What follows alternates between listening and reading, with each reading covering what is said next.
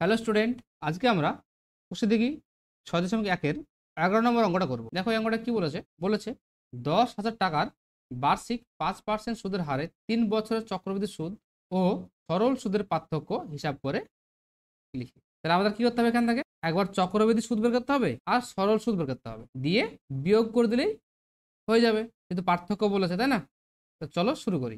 এখানে দেওয়া আছে পি, কত দেওয়া আছে, পি মানে আসল 10,000, আর দেওয়া আছে 5%, আর দেখো সময় সময় দেওয়া আছে 3 বছর। এবার দেখো আমাকে বলেছে যে চক্রবৃদ্ধি সুদ নির্ণয় করতে হবে, তাহলে আমরা একবারে লিখছি।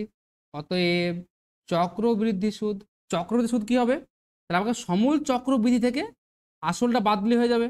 তাহলে সমূল চক্রবৃদ্ধি সূত্র কি, P into 1 plus R by 100 to the power n minus, এখান থেকে যদি আমি আসলটাকে বাদ দিয়ে দিই তাহলে এটা কি হয়ে যাবে, চক্রবৃদ্ধি সুদ হয়ে যাবে তাই না।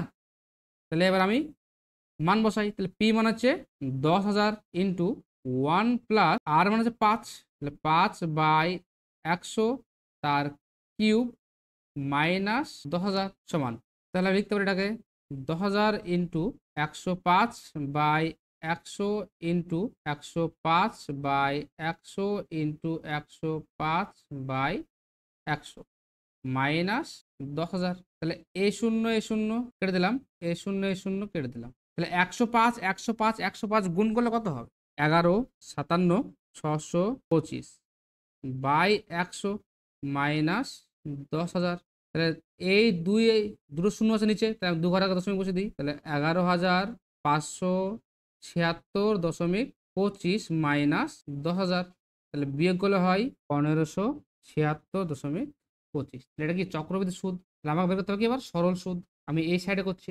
অতএব সরল সুদ সমান, তাহলে সরল সুদের সূত্র কি, আই সমান পিটি আর বাই 100, তাহলে পি কত 10,000, টি কত 3, আর হচ্ছে 5/100 সমান, এই শূন্য কেটে গেল, তাহলে 3 5 15 আর দুটো শূন্য মানে 1,500 টাকা। সরল সুদ বেরোলো 1,500 আর চক্রবৃদ্ধি সুদ হচ্ছে 1,576.25 টাকা। তাহলে দুই সুদের পার্থক্য মানে চক্রবৃদ্ধি সুদ আর সরল সুদের পার্থক্য কত হবে, লিখে দিই। অতএব চক্রবৃদ্ধি সুদ ও সরল সুদের পার্থক্য সমান 1,576.25 মাইনাস 1,500 সমান কত হবে, 76.25 টাকা।